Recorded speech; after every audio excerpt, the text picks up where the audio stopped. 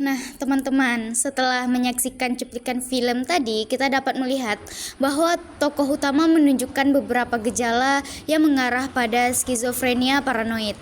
Nah, yang pertama itu ada gejala halusinasi pendengaran, yaitu ketika seseorang mendengar suara atau suatu bisikan yang sebenarnya itu tidak berasal dari lingkungan sekitarnya.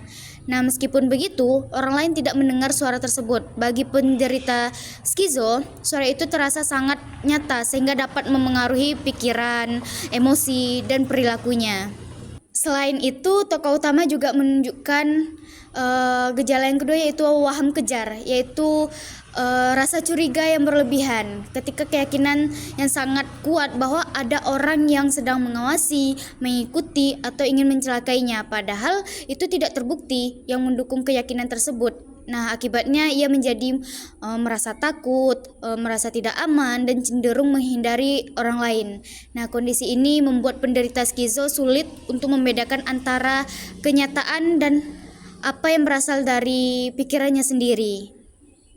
Terdapat dalam pedoman diagnosis seperti PPDGJ 3 dan DSM-5. Halusinasi dan waham merupakan gejala utama yang sering ditemukan pada skizofrenia.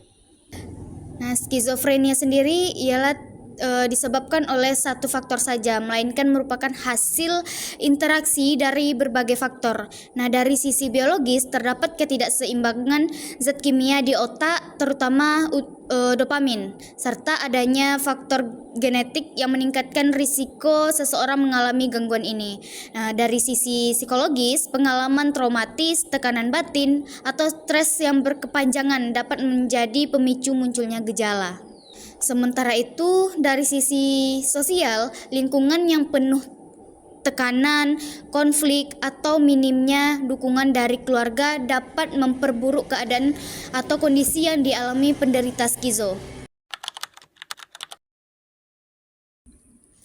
Nah, teman-teman, menghadapi kondisi seperti yang ditampilkan dalam film tentunya tidak bisa hanya dengan menasehati penderita agar tenang atau menyuruhnya berpikir positif.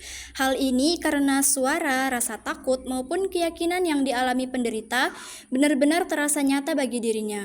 Nah, oleh sebab itu, penanganan harus dilakukan secara profesional oleh psikiater dan juga psikolog. Nah, langkah pertama yang bisa kita lakukan itu adalah asesmen, yaitu proses pemeriksaan melalui wawancara dengan pasien dan juga keluarganya untuk mengetahui gejala apa saja yang muncul, kemudian tingkat keparahannya, serta dampaknya terhadap kehidupan sehari-hari. Selanjutnya, psikiater dapat memberikan obat antipsikotik yang berfungsi membantu menyeimbangkan zat kimia di otak sehingga gejala seperti halusinasi dan waham dapat berkurang.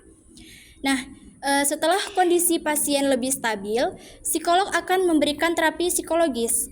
Melalui terapi inilah, pasien dibantu mengenali pemicu stres, kemudian belajar mengelola emosinya, serta melatih kemampuan untuk membedakan antara yang mana kenyataan dengan pikiran yang dipengaruhi oleh gangguan skizofrenia paranoid tersebut.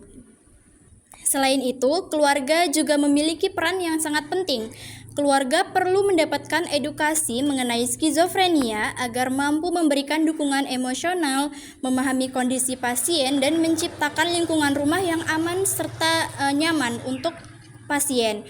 Dengan penanganan yang tepat dan dukungan yang konsisten, peluang pemulihan serta kualitas hidup penderita dapat meningkat.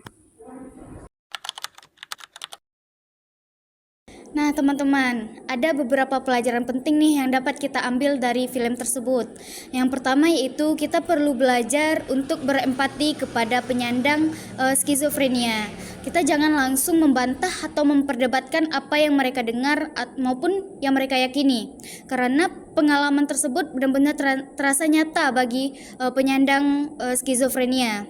Yang paling mereka butuhkan ialah rasa aman, pendampingan, dan dukungan dari orang-orang sekitarnya. Nah, selain itu, kita juga harus menghilangkan stigma terhadap skizofrenia.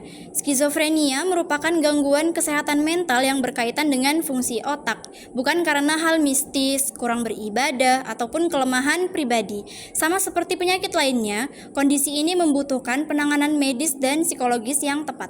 Yang terakhir yaitu proses pemulihan penyandang skizofrenia tidak hanya bergantung pada obat atau terapi, tetapi juga sangat dipengaruhi oleh dukungan keluarga dan lingkungan. Sikap kita menerima, tidak menghakimi, dan memberikan semangat akan membantu pasien menjalani pengobatan dengan lebih baik. Nah, teman-teman, melalui film ini kita diingatkan bahwa kesehatan mental adalah tanggung jawab kita bersama.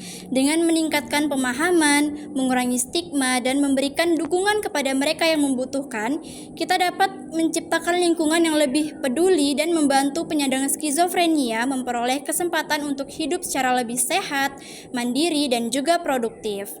Sekian penjelasan dari kelompok kami. Terima kasih atas perhatian teman-teman semua.